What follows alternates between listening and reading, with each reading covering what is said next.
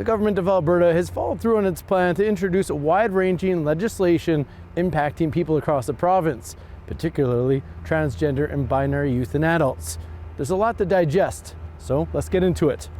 Let's start with health. Professionals working in healthcare wouldn't be able to perform gender surgery on minors, and they wouldn't be able to prescribe puberty blockers and hormone therapy to children 15 and under.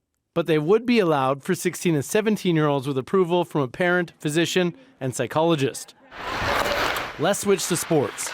The policy would limit amateur female competitive sports to athletes who were born female at birth. That is for sure. And in schools, teachers would have to notify parents if their child under 15 wants to use a different pronoun or name. 16 and 17-year-olds would need parental permission.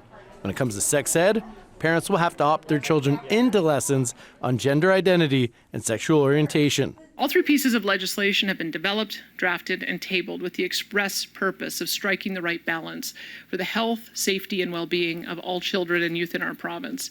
We're also upholding the rights of parents to care for, teach, and protect their children.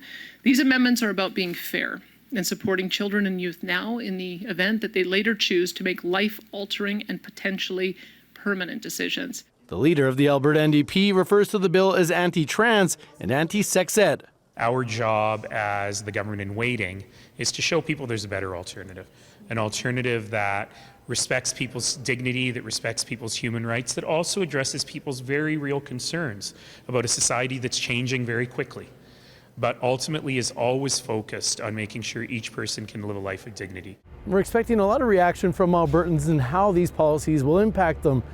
There's going to be rallies here at the legislature and in Calgary this weekend, and another rally in support of the changes later this month. Travis McEwan, CBC News, Edmonton.